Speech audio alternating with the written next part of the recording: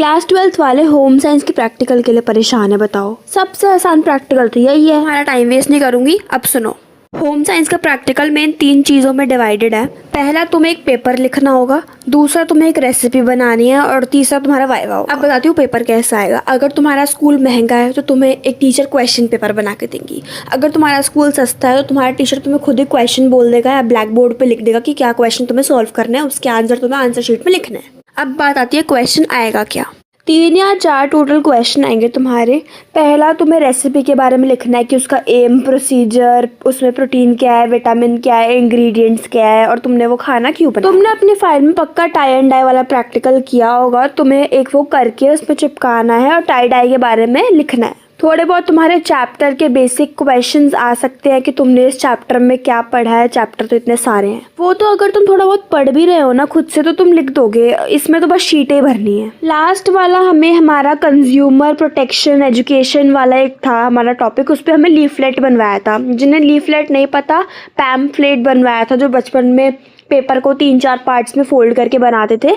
Try करना कि तुम उस आंसर शीट में बहुत सारी शीटें भरो ताकि टीचर को लगे कि हाँ भाई इस बच्चे को प्रैक्टिकल आता है। वो लोग प्रैक्टिकल इतना सीरियसली भी लेते भी नहीं है। तुमसे एक हम्बल रिक्वेस्ट है, अगर तुमने कोई रेसिपी बनानी है तो तुम लोग जल्दी से जल्दी आंसर शीट कंप्लीट करके फटाफट उस रेसिपी को बनाने में लग जाना, क्योंकि खाना बनाने में लगता है टाइम और तुम्हारे स्कूल में 2 या 3 गैस स्टोव से ज़्यादा होंगे नहीं, तो बाद में बहुत भसड़ मच जाती है और बच्चों की जो लड़ाइयाँ होती है कि मैं बनाऊँगा और मैं बनाऊँगी खाना।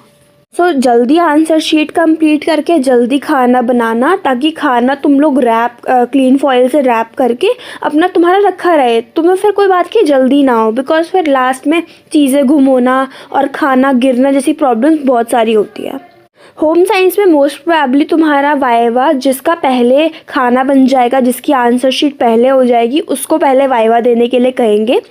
क्योंकि होम साइंस में रोल नंबर वाइज इतना नहीं होता है, क्योंकि खाने पे डिपेंड करता है ना तुम क्या बना रहे हो। किसी चीज़ की किसी की डिश बहुत ज़्यादा टाइम कंज्यूमिंग है तो वो कैसे वाइवा दे देगा। और टीचर तुम्हारा जो एक्सटर्नल आएगा वो तुम्हारा खाना खाएगा कि तुमने कैसा बनाया है। तुम्हारा खाना बन जाएगा, उसके बाद तुम्हारा होगा वाइवा, जिससे सबकी फटती है।